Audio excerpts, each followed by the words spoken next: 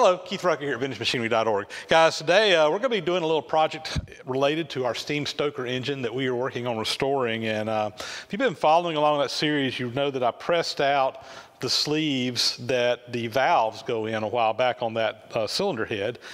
This is one of the sleeves that came out, and we have got to make new sleeves to go in there. These are severely rusted, pitted, beyond really being able to reuse. But fortunately, they were designed to be sleeves that you could press out and put new ones in as time goes by.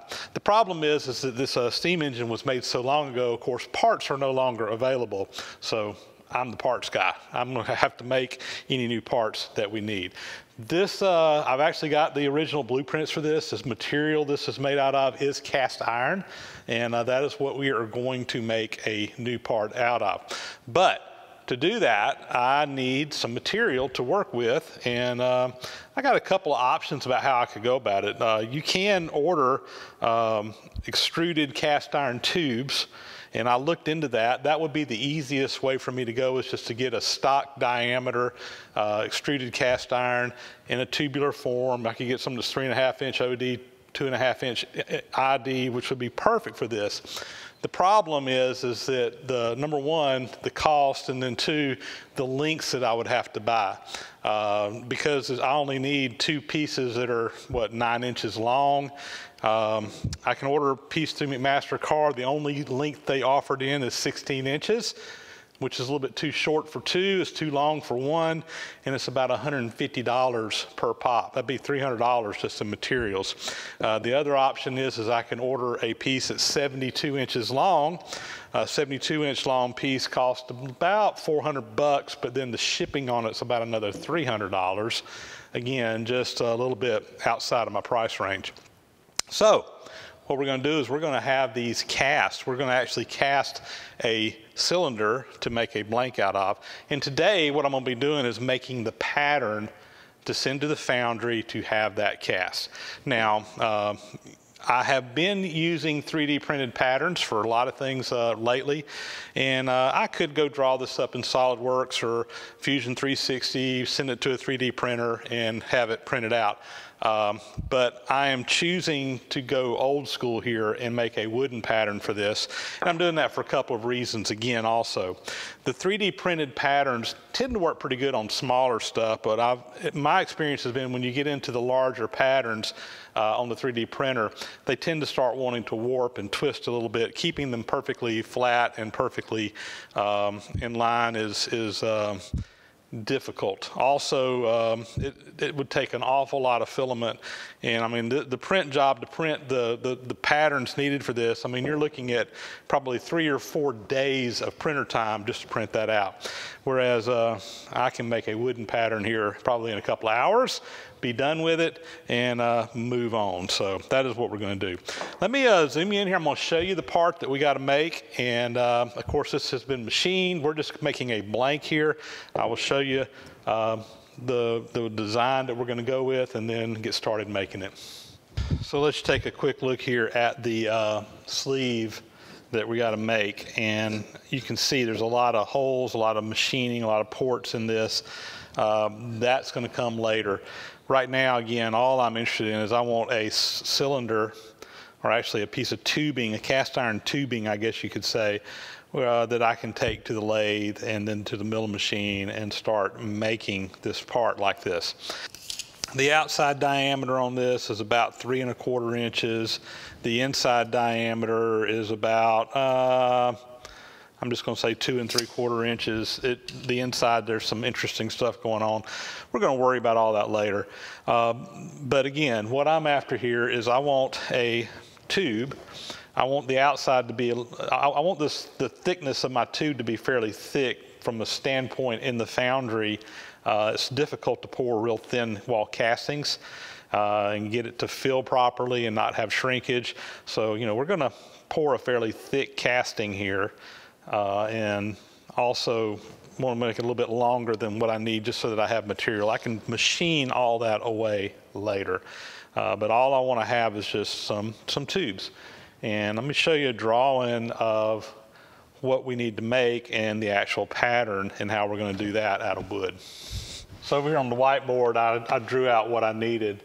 And I'm going to go with 3 3/4 inches on the outside diameter. It gives me plenty of extra material, again, in case we have any shrinkage or anything like that, or where things cool and just don't get a nice uniform outside diameter. I got plenty of material that I can remove, and 9 inches long. When you look at this, what we're going to do is when we make the pattern, you will have these core prints, is what these are called, on either end. So this is going to be turned around on the lathe. The outside diameter will be 3 3/4 inches. These little tabs are core prints. I'm going to do 2.5 inches. And when you think about how this is going to be done in the Foundry, they're going to put a sand core in here that is 2.5 inches in diameter, and this length right here, it drops down into the pattern. So basically you'll have this whole inside will be hollow. It'll just pour cast iron around that in the mold. I know that some may be difficult to wrap your mind around, but trust me, this is what we need. So plan here is we'll go to the lathe, we'll cut this thing out. We're going to have an outside tube of 3 3/4 inches. The 2 core prints will be 2.5 inches on each end.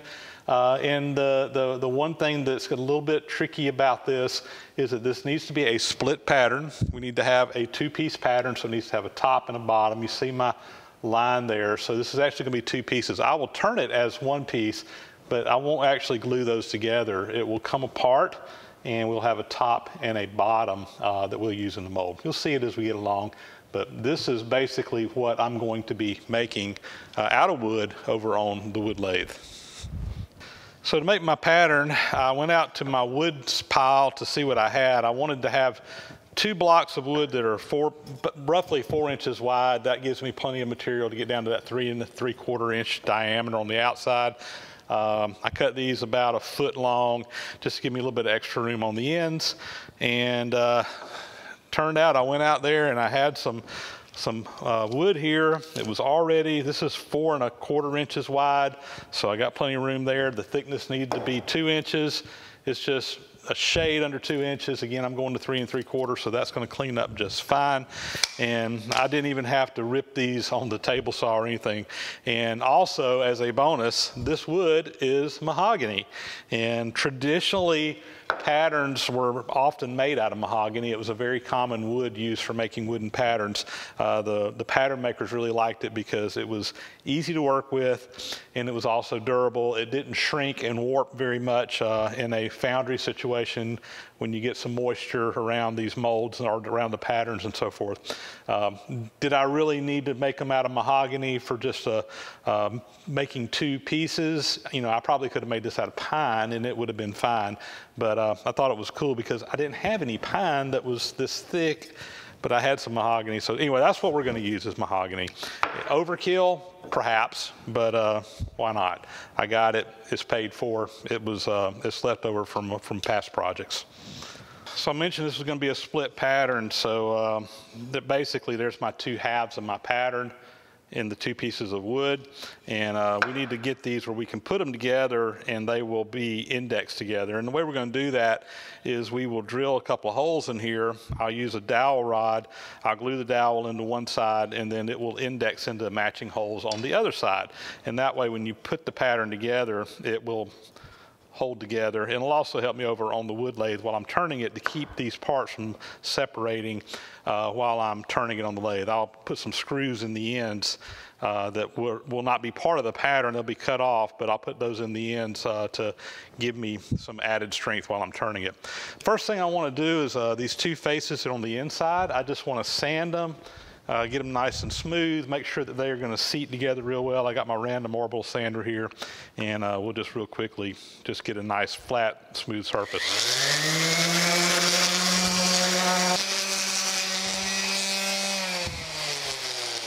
And that ought to be good for what we're doing. If you never worked with mahogany, it is such a joy to work with. This wood works so well, and it's so beautiful at the same time.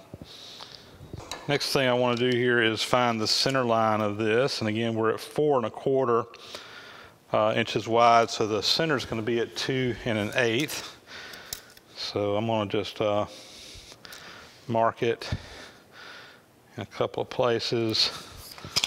We'll take a rule here and just put us a line right down the center of that, like such. And I'm going to do the same thing. Actually, I don't need to do the other one. We're just going to match it up on one. So now, see, here's just roughly the center. I think what I'm going to do is I'm going to put my my pins at about, I'll tell you what, we'll do them at 3 inches or 6 inches apart, 3 inches from the center. Now what I'm going to do is I've got some 3/8 inch dowel rod here, and we'll use that for pins. So I'm going to just go over to my drill press, drill 2 3/8 inch holes there, and that will let my dowels drop right down in there. Over at the drill press, 3/8 inch drill bit, and we'll just drill this little hole here, plenty deep.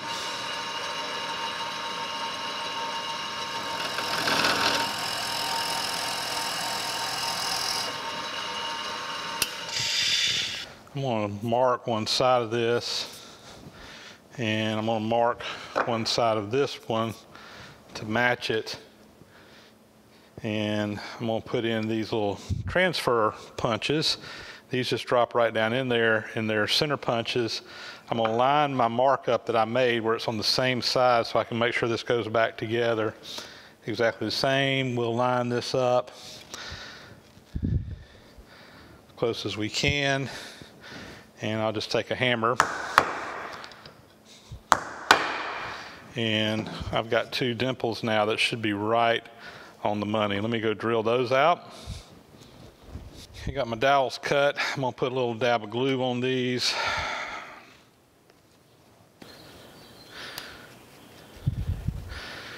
And we'll drop those in the hole.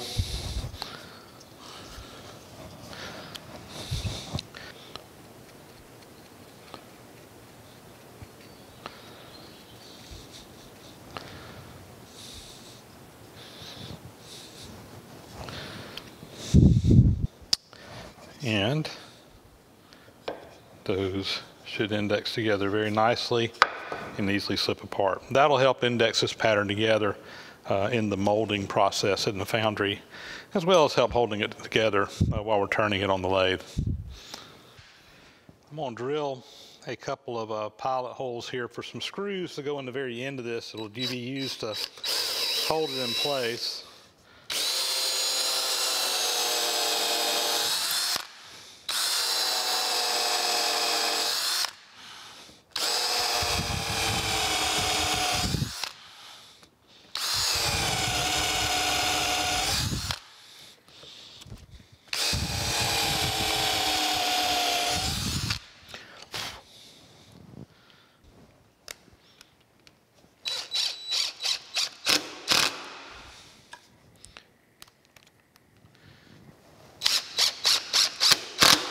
All right, this is ready to go to the lathe.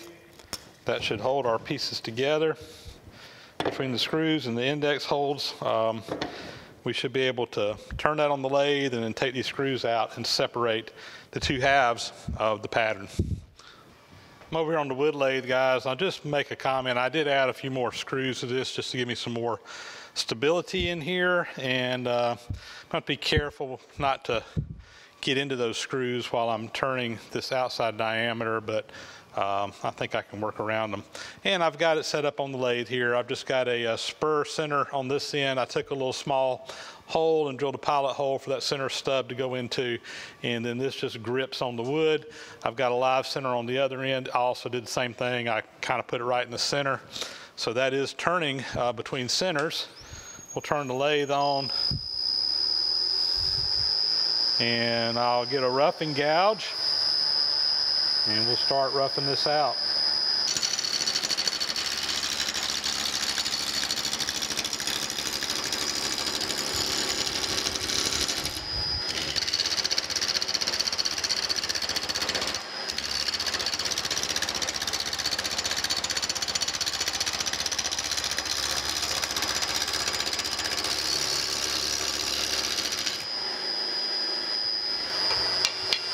kind of see where we're at.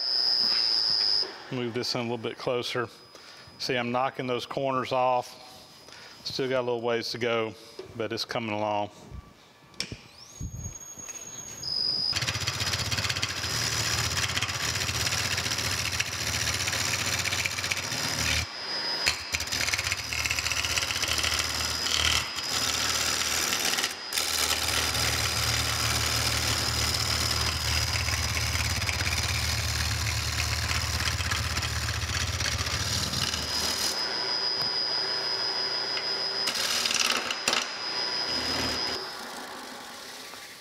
And as we get down closer to a circle, I have gotten into my screws on this one. I'm gonna have to go sharpen this tool now because I just dulled it. And we'll just have to avoid those areas there. Kind of help me keep me out of these screws, I'm going to just put a area in here.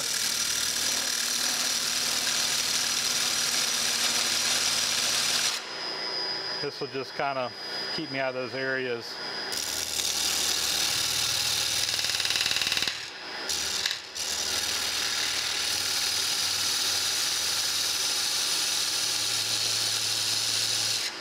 All right.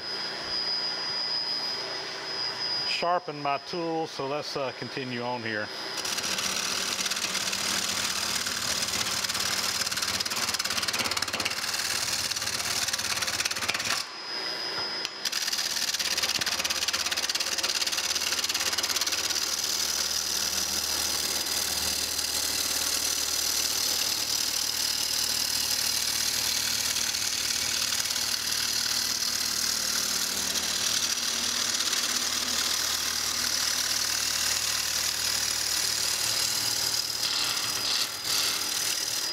I think my lathe tool is needing sharpening regardless, so let's see where we're at. All right, we're getting down. I still got flat on each side, so a little bit more.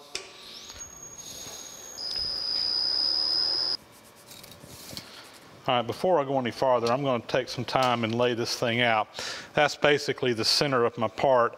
I want the outside diameter to be 9 inches, so we need to go, what is that, 4.5 inches on either side.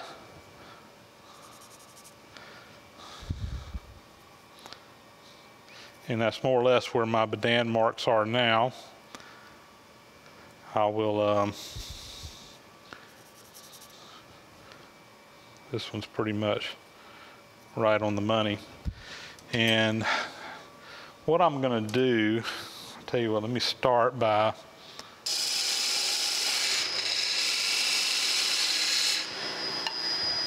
this will need just a little bit.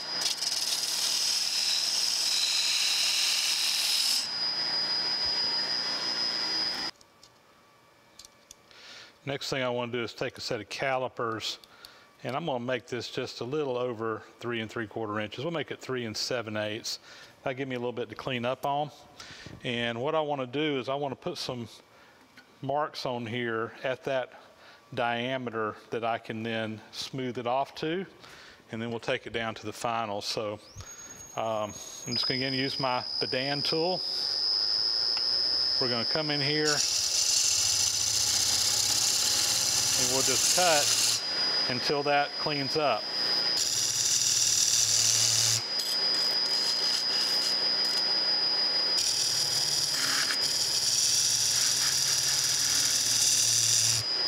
Right there, we're pretty close already.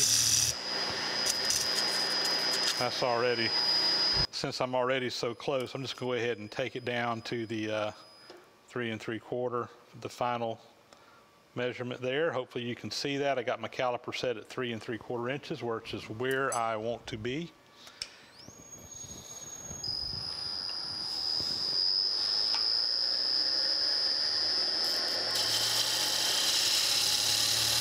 And we'll take it down to the calipers, just slide right over.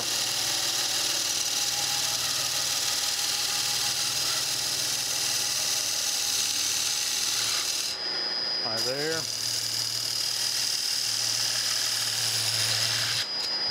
Right there. There.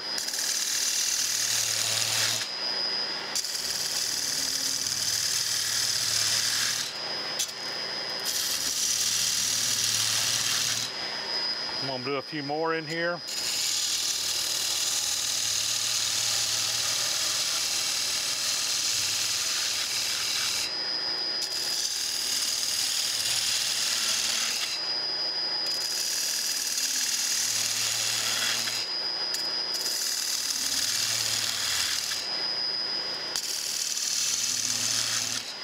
All right, so what that does is that gives me a visual indication to when I'm at the right diameter.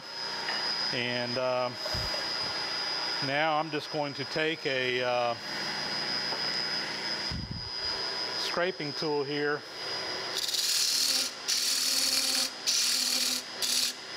we're just going to basically just take all these down to the right diameter.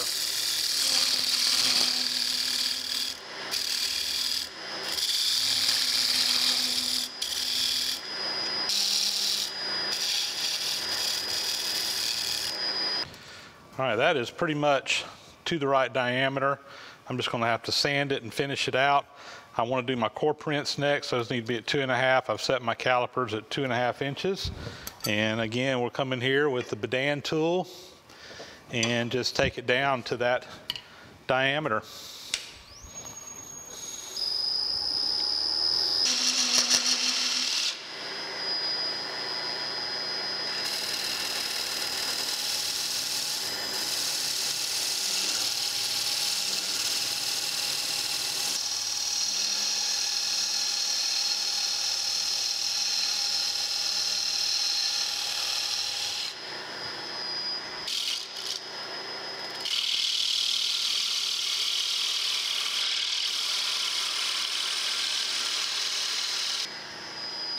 And with that, we pretty well got it. I'm just gonna take some sandpaper now. This is some 120 grit.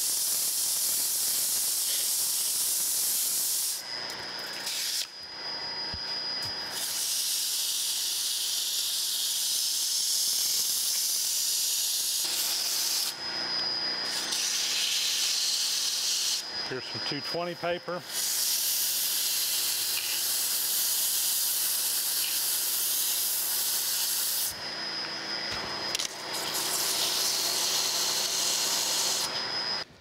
Go ahead and pull the screws out.